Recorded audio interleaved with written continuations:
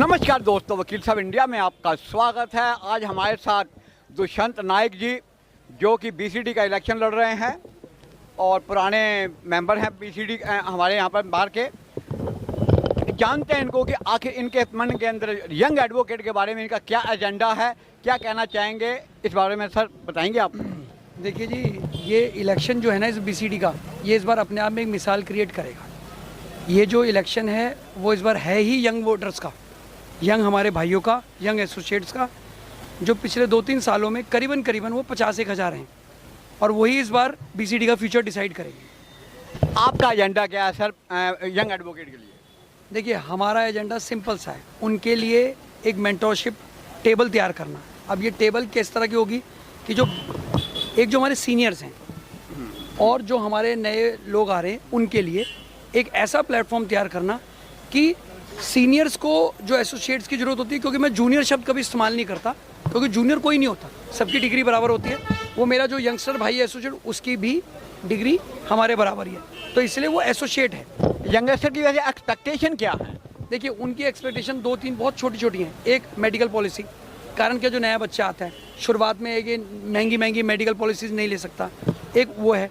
दूसरा, उनके लिए बैठने के लिए। तीसरा, उनको सिखाने वाला बंदा चाहिए जो यंगस्टर्स बच्चों को अपना बच्चा मानते हुए उनको प्रैक्टिकल ट्रेनिंग।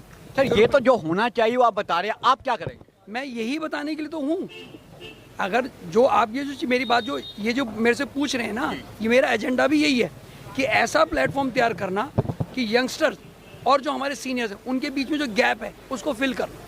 सर एनसीआर में बहुत सारे एडवोकेट रहते हैं जो कि दिल्ली वाले एडवोकेट हैं, जो मेडिकल क्लेम पॉलिसी बना रखी है दिल्ली गवर्नमेंट ने, उसके मुताबिक ओनली जो वोटर्स हैं दिल्ली के वही अल्टीमेटली मेडिकल क्लेम के इंटाइटल्ड होंगे। तो एनसीआर वकीलों ने क्या गुनाह कर रखा है कि उनको आप बेनिफिट नहीं दे रहे? देखिए जी, असल में क्या है, ये जो पॉलिसी बनी थी वो जब हमारे केजरीवाल साहब थे ना, उन्होंने वोटों के चक्कर में बनाई थी कि उनके लिए करा था कि दिल्ली पर। अब हम इसको इस पर्पज से लेके चल रहे हैं कि ये ऑल ओवर जो भी बार काउंसिल ऑफ इसमें जैसे वोटर लिस्ट में आ रहा है या जो नया एनरोल्ड हो रहा है या जो कहीं से भी अब दिल्ली बार काउंसिल में एनरोल्ड है, उसको ये राइट मिलेगा और इसी राइट की लड़ाई लड़ी जाएगी। सर वकील साहब इंडिया की तरफ से आपको बहुत ज़्यादा गुड विशेस हैं। परमात्मा करे आप जल्दी से जल्दी बीसीडी का मेंबर बने और जो आपका एजेंडा है उस एजेंडे के ऊपर काम करें और जो पर्टिकुलर जो यंग एडवोकेट हैं वो अल्टीमेट उनके एक्सपेक्टेशन फुलफिल करें। यंग जनरेशन, यंग एडवोकेट्स, यही हमारा एजेंडा है, उन्हीं के लिए ही करना है। बार और बेंच की रिलेशनशिप के साथ एक जो मेंटोर और प्लस एक जो हमारा नया एसोसिएट आ रहा है उसके बीच में जो तालमेल है उसी को बिठाना है। Thank you very much sir. तो सीनियर की क्या कहना चाहेंगे साहब? आप भी बाहर के काफ़ी पुराने मेंबर हैं। मैं यही कह ये जो आप जो अभी नायक साहब कह रहे हैं, आपसे इस चीज़ से आप कितना इत्तेफाक रखते हैं? मैं सारी बातों पे सहमत हूँ इसकी। ये जो शख्स है इसने इतने अपने जूनियर्स को, बच्चों को अकोमोडेट कर रखा है, वो काबिल तारीफ है। आज तक मैंने किसी भी वकील के चैम्बर में इतने लोग नहीं देखे बच्चे, और इतने प्यार से उसको बताता है, उसको समझाता है।